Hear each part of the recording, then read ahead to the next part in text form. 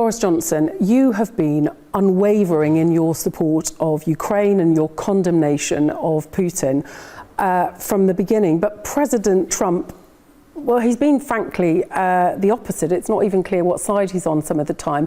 What would you like to see now to stop the fighting? Is it going to take Trump giving Putin a punishment beating? He keeps threatening.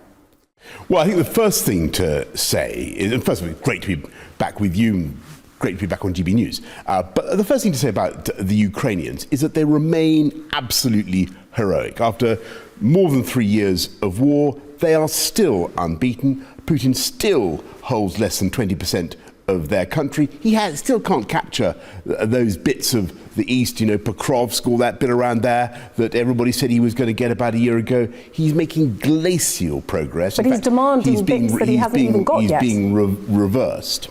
And whatever people say about Trump, and I understand people's frustration about the kind of moral equivalence that's drawn between Russia and Ukraine by the White House. It's infuriating to hear this kind of thing.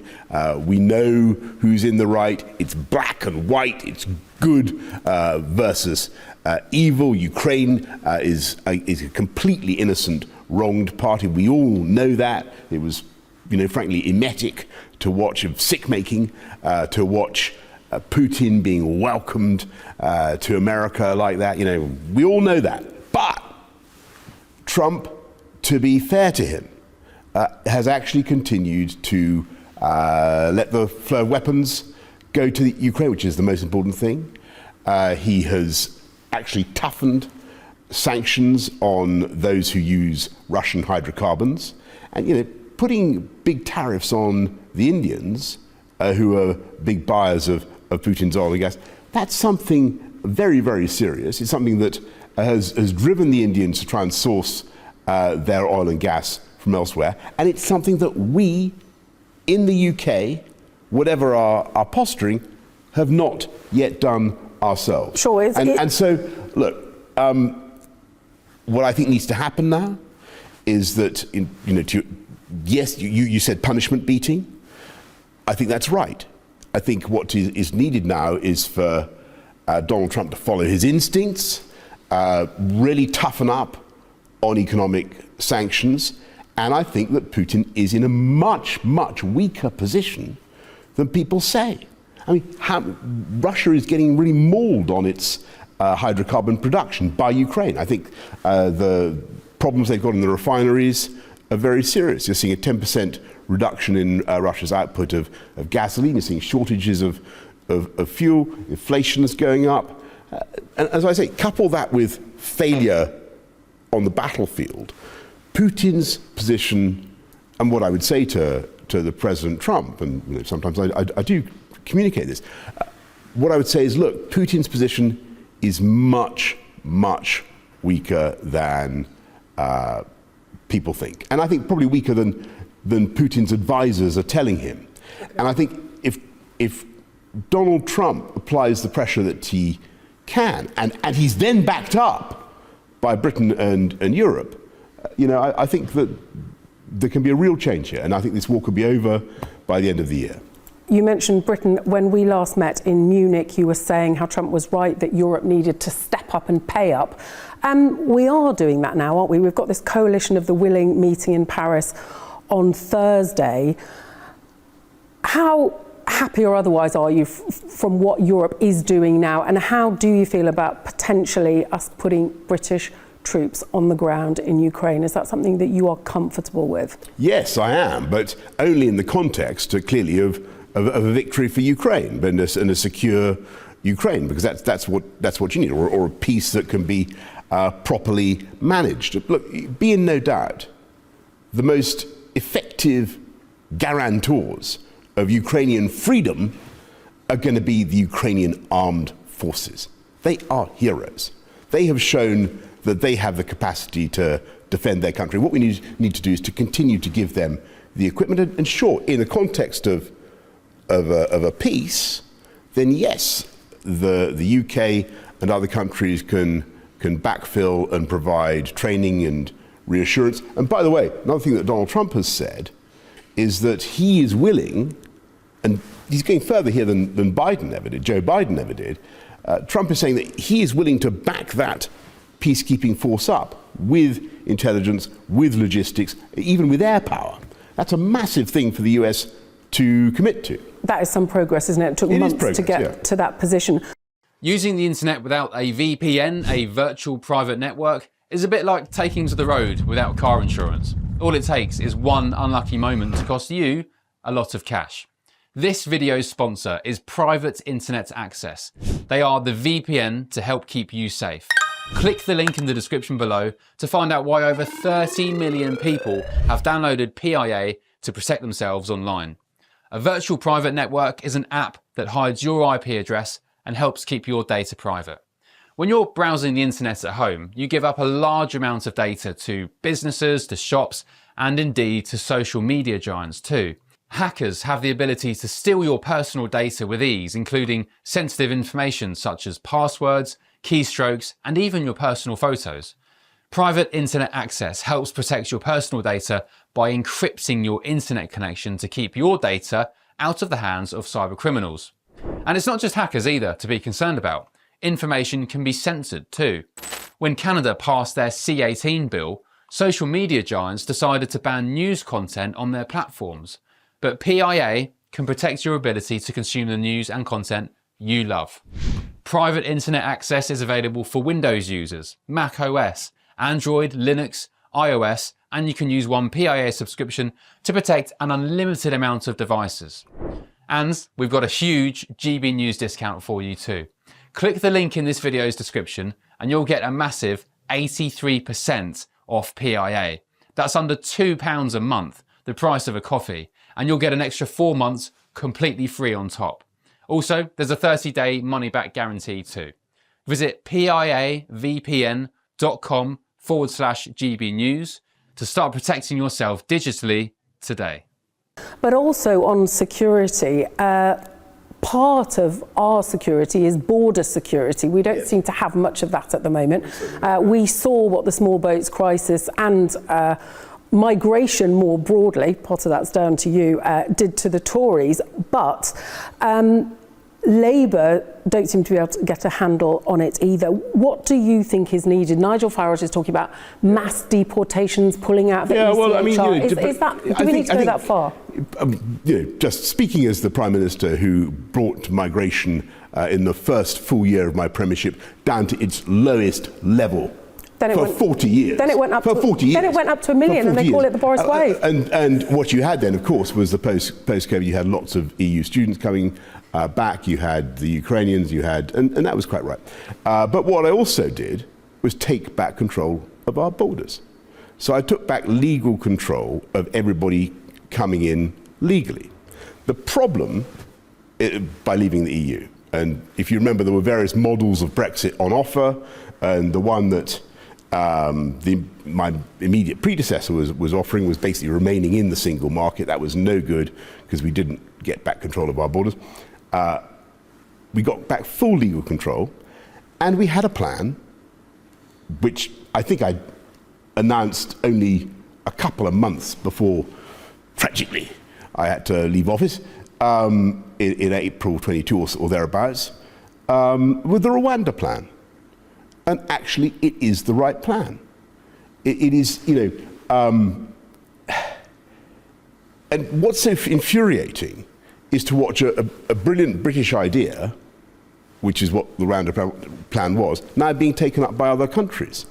And America, for example. Yeah, America. And have you, I don't know, did you come on the Rwanda trip? No. You should. It was amazing. I mean, people became. So we had all these sort of quite tough egg lefty journalists, the BBC and so on. And we showed them the accommodation that people were going to have in Rwanda under the plan, and they melted.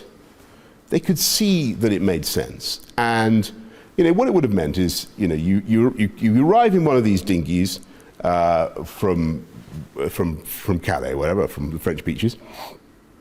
And immediately, no lawyers, you're processed in Rwanda. But the trouble was, the Tories called the election before you could get the people on those flights, so we'll never know.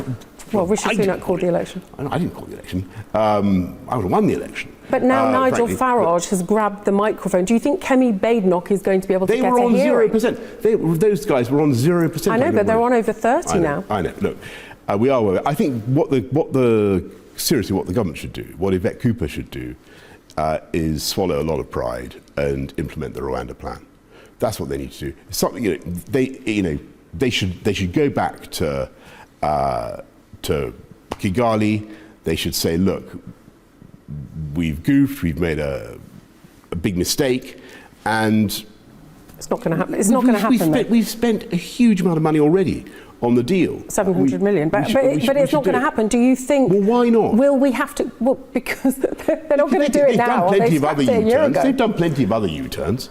They did a U-turn on the winter fuel payment. But do you think it will be necessary to pull out ultimately of the ECHR, the Refugee Convention, all of these international agreements? Will we have to go that far? Because the public are listening to Nigel Farage. He's making all sorts of promises. Are the Conservatives going to be able to come back from this, do you think? Of course. I mean, look, there's no single thing you can, leaving the ECHR on its own doesn't fix this, right? I think it does help in a lot of cases, and I've come round to it, definitely. But it's the Rwanda plan. It's the thought that you're sitting in Calais, and you're thinking, what's going to happen to me when I arrive in Kent? Am I going to get immediately taken to a hotel? Am I going to get our UK lawyers immediately going to hand me their cards saying you've got a problem, ring me up? Or am I going to find myself immediately flown to an East African, Central African country? And I think it would be, that's what we need to do. And actually Chris Philp, the Conservative Shadow Home Secretary, has, I think, done a very, very good job. Chris has done a very good job of holding the government to account on this and reminding them of their failure on Rwanda. I mean, Starmer was sympathetic. As soon as he actually went to Albania. Do you remember that thing when he went to Albania to try and do a Rwanda-style deal with Eddie Rama? And Eddie Rama told him to bog off, basically. Okay. So that's what we need to do. Well, yes, let's see what happens. Something clearly needs to change. But just finally, you caused a sort of social media sensation last week where your wife put these gorgeous pictures online of you looking very tan, bearded. There seemed to be rather less of you. Yeah. What's your sort of summer secret? No, so I've been doing a lot of swimming. It wasn't the fat jab. I can tell you that. You tried that before. I did try it before, and it was basically a lot of swimming and trying to eat a bit less. But I promise you, I put it back on so fast. It's terrifying. So I do think the fat jab has great potential. I really do. I think it's. But what about the fat pill? That's what I want. When are they going to make it into a pill? That's Boris Johnson, thank you very much indeed for talking to us on GBNews. Thank you. Couple of things from that interview that I think were really interesting. First of all, he is clearly frustrated by the moral equivalence that he says that the White House makes between Russia and Ukraine, when he says it's very clear who the good guys and the bad guys are. People are very, very careful not to criticize President Trump. So I thought that was interesting, particularly as he says that he is still in touch with the president and that he tells President Trump that Putin's hand is actually not that strong. And he still hopes, in fact, that the war could end this year if, and it's a big if, of course, Donald Trump follows through and really punishes Putin like he keeps threatening to do, but isn't really doing at all beyond putting sanctions on India. And the other thing was on the issue of the small boats. He didn't want to talk about Nigel Farage. He didn't want to talk about Kemi Badenoch. He didn't want to talk about the current government. What he wanted to talk about was what he had done, what he had tried to do. I mentioned the Boris wave when he said that he'd brought net migration down in his first year to the lowest it had been for 40 years. It then went up, of course, didn't it, to nearly 1 million. And he said, yes, but we got that down. But also, he's convinced that Rwanda was the answer, still is the answer. He says Yvette Cooper should swallow her pride and bring it back. I don't think there's much chance of that. But also when I pointed out that, the election was called before those flights ever got off the ground, I thought it was really interesting. He said, well, I didn't call the election. And then he then went on to say, I would have won the election. So it seems to me that Boris Johnson still very clearly feels that he was terribly wronged by the Conservative Party. He feels still that it was a very big mistake to get rid of him, and there is a parallel universe in which that didn't happen. Boris Johnson, he believes, would have won the election, and who knows where we would be with things now. Of course, we will never know. Yeah, Catherine Forster, I think some of that fell into the recollections may vary camp. I mean, you're absolutely right to point out that the Boris wave had over 1 million immigration. Taking credit for immigration going down simply is ahistorical. But he's saying there that Yvette Cooper should adopt the Rwanda policy. There's more likelihood of me flapping my arms and getting to the moon, Catherine Forster, than that happening. And the Labour Party, in their defence, they're trying their best, right? Tell us about what they say they're doing. Well, they are. They're pulling lots of levers. They've been doing it really since they came in. I was on so many trips with the Prime Minister to Rome to talk to Giorgia Meloni, a deal with Germany, a deal with France, another deal with France. Now we've got the announcement of suspending, bringing family across if you get your asylum claim granted. They're putting a pause on that. They're cracking down on students that come over on visas that may then decide to try to stay. They are doing lots and lots of things, but the problem is that the numbers are growing. They're up nearly 50% on this time last year, and the anger over asylum hotels is really just, people have just had enough. It's been going on. It was supposed to be a short-term solution, and all the government can say now is they want to end it by the end of the next parliament, but it does feel that people's patience really has run out. So Keir Starmer coming back, they're trying to have a reset, but will it work? I wouldn't hold your breath. Catherine Forster, thanks for joining us there from Edinburgh, doing your very best to pin down the ever mercurial Boris Johnson. Catherine Forster, superb. Thank you.